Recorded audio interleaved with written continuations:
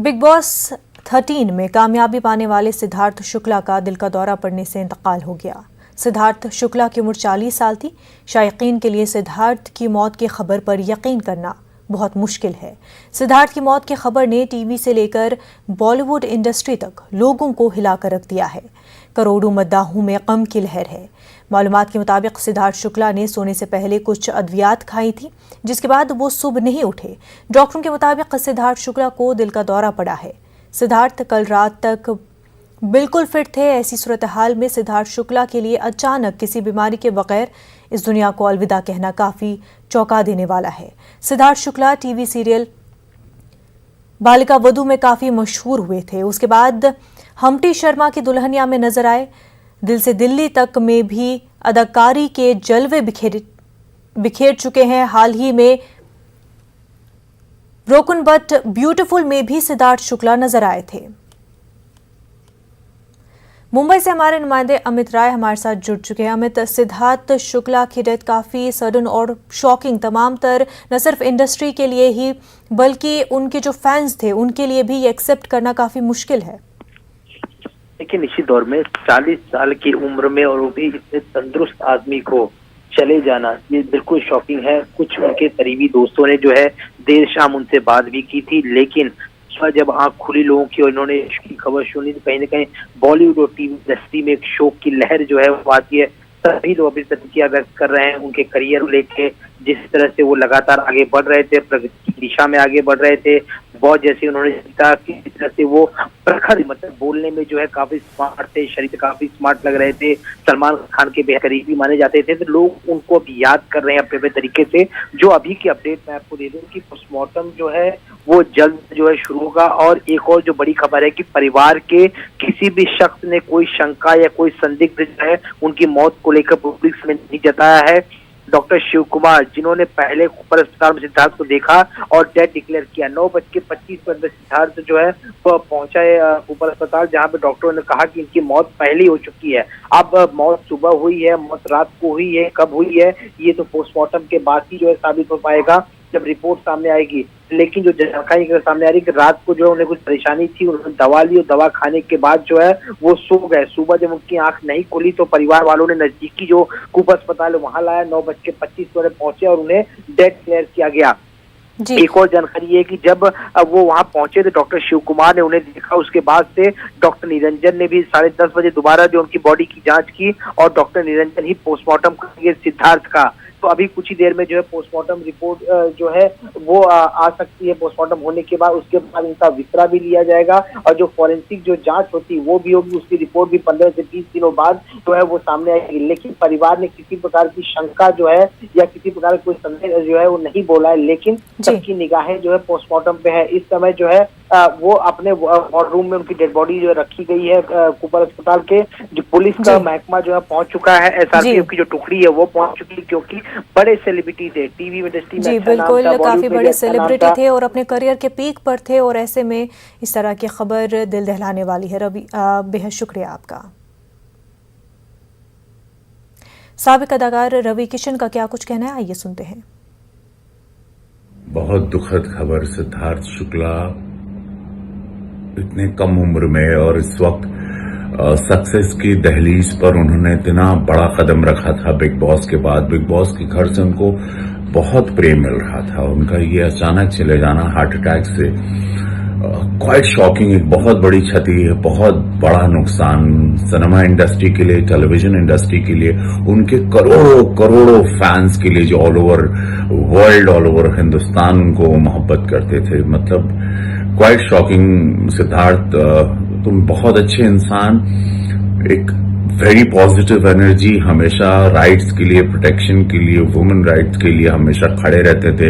एक आवाज थे तुम, एक स्वाभिमान था तुम्हारा एक अलग अंदाज था। इतने कम समय में तुमने बिग बॉस में सबके दिल पर राज किया। और ये सुबह, ये पता नहीं ये कैसी सुबह हुई कि आज ये खबर आई, और बहुत बहुत बहुत बहुत दुखद ये है। महादेव से प्रार्थना है उनकी आत्मा को अपने शिव चरणों में स्थान दें। और मैं कुछ नहीं कहना चाहता हूं, निशब्द हूं। हेल्थ फ्रीक गाय, शरीर से प्यार करने वाले, कसरत रोज करने वाले, कुछ समझ में नहीं आ रहा।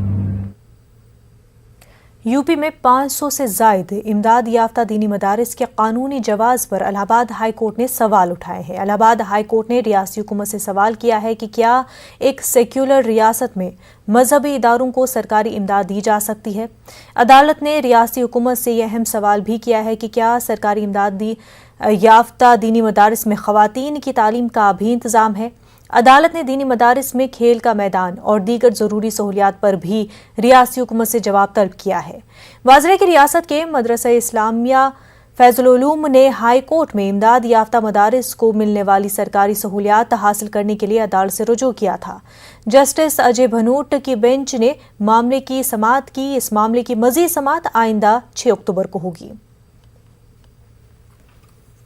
मदरसा अंजुमन इस्लामिया फैजुल उलूम, जिन्होंने राज्य सरकार से मदरसों के लिए विशेष साधन मांगे थे, जिसके प्रार्थना पत्र को शासन द्वारा खारिज कर दिया गया था, जिसको चुनौती देते हुए माननीय उच्च न्यायालय में एक याचिका मदरसा इंतजामिया की तरफ से दाखिल की गई थी, जिसकी सुनवाई करते हुए माननीय न्यायमूर्ति अजय भनोट जी ने उस पर राज्य सरकार से 4 हफ्तों में विस्तृत जानकारी मांगते हुए 6 अक्टूबर को सुनवाई निश्चित की है। कोर्ट ने मदरसों के मामले में राज्य सरकार से पूछा कि क्या सेकुलर स्टेट वाले राज्यों में मदरसों को जो फंडिंग दी जाती है वो क्या उचित है। सरकार से कोर्ट ने ये भी पूछा है कि क्या मदरसों में धार्मिक शिक्षा जो दी जाती है वो एक ही धर्म विशेष के लोगों को दी जाती है या अन्य धर्मों को भी ये शिक्षा दी जा रही है। कोर्ट ने ज़्यादातर कोर्ट का फोकस इस पर रहा कि क्या मदरसों में लड़कियों को प्रवेश की इजाज़त है या नहीं। कोर्ट ने ये भी पूछा कि क्या मदरसों में खेल का मैदान आर्टिकल 21A के तहत बनाया जाता है या नहीं। कोर्ट ने काफ़ी कुछ विस्तृत जानकारी मांगते हुए इन्हीं बिंदुओं पर राज्य सरकार से 4 हफ्ते में जवाब दाखिल करने को कहा है। इलाहाबाद से हमारे नुमाइंदे मुश्ताक आमिर हमारे साथ जुड़ चुके हैं। मुश्ताक, ये बताएं कि जो दीनी मदारिस है उनको किन बुनियादों पर जो है फंड्स दिए जाते हैं सरकार की जानिब से। मुनज़्ज़ा, सबसे पहले मैं ये बता दूं कि यूपी में जो इमदाद याफ्ता दीनी मदारिस हैं उनकी तादाद 560 है और ये तकरीबन 100 साल से अरबी पर्शियन बोर्ड हुआ करता था और फिर बाद में मदरसा बोर्ड उसका नाम हुआ। तो ये ब्रिटिश पीरियड के यानी अंग्रेज़ों के ज़माने से इमदाद याफ्ता दीनी मदारिस को जो गवर्नमेंट की तरफ से ग्रांट मिलती थी वो दी जा रही थी। बाद के दिनों में इस पॉलिसी को बरकरार रखा गया और जो अरबी पर्शियन बोर्ड से मुल्हिक दीनी मदारिस थे उनको सरकारी इमदाद दी जाती है। मुनज़्ज़ा इमदाद इस शक्ल में दी जाती है कि जो दीनी मदारिस में पढ़ाने वाले टीचर हैं उनकी तनख्वाहें और जो मदरसे की बुनियादी ज़रूरियात हैं उनकी इमदाद और जो मदरसा जदीदकारी के तहत जो इमदाद मिलती है, आधुनिकीकरण इसको हिंदी में कहते हैं, उसके तहत वो सारी इमदाद इनको मिलती है। तो 9514 टीचर्स हैं जो मदरसे में पढ़ा रहे हैं यूपी के। तो अब इलाहाबाद हाई कोर्ट ने एक यूपी हुकूमत से सवाल किया है और वो सवाल 5 बुनियादों पर यानी 5 नुकात पर मुश्तमिल है। एक तो ये है कि क्या किसी सेकुलर रियासत में मजहबी इदारों को सरकारी माली इमदाद दी जा सकती है। दूसरा सवाल ये किया है अदालत ने, क्या दीनी मदारिस में दीगर मज़ाहिब को भी तालीम दी जा रही है। तीसरा सवाल हाई कोर्ट ने ये किया है, क्या रियासती हुकूमत के जो दीनी मदारिस हैं उसमें दीगर मज़ाहिब के लोगों को भी तालीम दी जा रही है। चौथा सवाल है, क्या दीनी मदारिस में औरतों को या लड़कियों को भी तालीम दी जा रही है। और आखिरी सवाल ये किया है अदालत ने कि क्या दीनी मदारिस में खेल के मैदान और तलबा के लिए जो दीगर जरूरी सहूलियात हैं वो मौजूद हैं। तो एक तरह से अब इलाहाबाद हाई कोर्ट ने अपने सवालों के जरिए से जो गेंद है वो रियासती हुकूमत के पाले में डाल दी है। अब रियासती हुकूमत को जवाब देना है 2 हफ्ते के दरमियान। बिल्कुल मुश्ताक, कई सवाल जो है किए गए हैं, कई नुकात पर मुश्तमिल ये सवाल है। ये बताएं कि रियासत में यूपी में कई संस्कृत विद्यालय भी है, क्या उनको भी जो है सरकार की जानिब से इमदाद दी जाती है। हाँ मुनज़्ज़ा, ये सवाल भी है। देखिए, जिस तरह से दीनी मदारिस को सरकारी इमदाद मिलती है, हुकूमत की तरफ से माली ग्रांट मिलती है, बिल्कुल उसी तर्ज पर संस्कृत विद्यालय जो यूपी में कायम है, जो बिल्कुल दीनी मदारिस के ही तर्ज पर कायम किए गए, उसमें भी मजहबी तालीम होती है और वो बजरिया संस्कृत उनको मजहब की तालीम दी जाती है। और इसीलिए इसको भी बरकरार रखा गया कि चूंकि संस्कृत एक कदीम और सिकाफती और मजहबी जबान है हिंदुस्तान की, तो उसको भी दीनी मदारिस के तर्ज पर ही माली इमदाद दी जाती है। तो अब रियासती हुकूमत का को ये जवाब देना है कि वो जहां एक तरफ वो दीनी मदारिस को माली ग्रांट देती है, वहीं पर वो संस्कृत विद्यालयों को भी वो माली ग्रांट मिलती है, यानी दोनों का स्टेटस तकरीबन एक ही है इमदाद देने का। तो अब देखना ये है कि जो हाईकोर्ट ने जो सवाल किया है, जो सवालात का जवाब तलब किया है रियासती हुकूमत से, वो क्या जवाब देती है। तो बहुत कुछ अब रियासती हुकूमत के मौके पर और उसके जवाब पर इस मुकदमे का मामला जो है मुनहसिर है। मुश्ताक आमिर, बेहद शुक्रिया तमाम तर तफसीलात के लिए। आगे बढ़ते हैं। सुप्रीम कोर्ट ने बेलगाम वेब पोर्टल और यूट्यूब चैनलों पर तशवीश का इजहार किया है।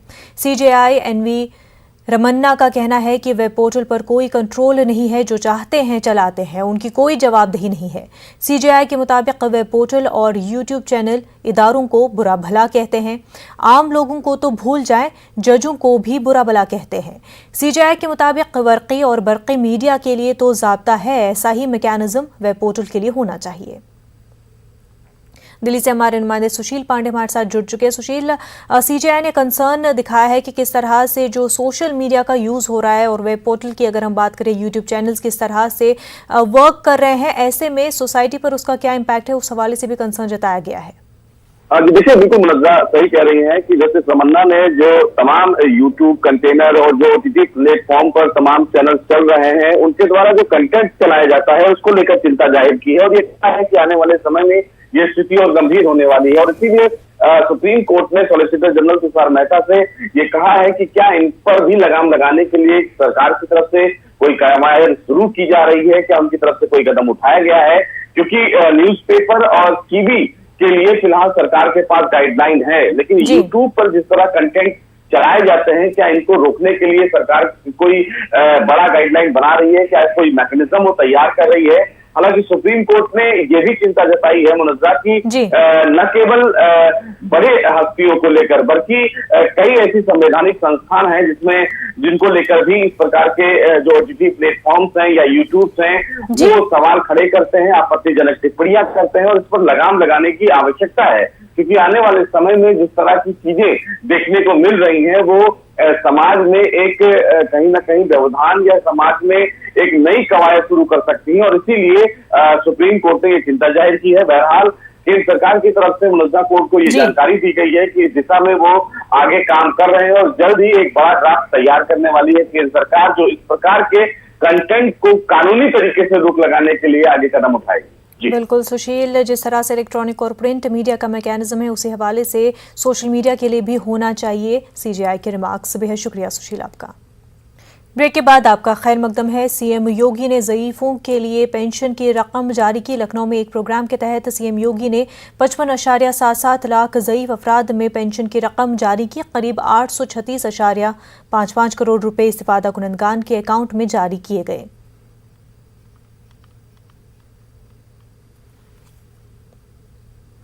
मैं सबसे पहले वृद्धावस्था पेंशन प्राप्त कर रहे प्रदेश के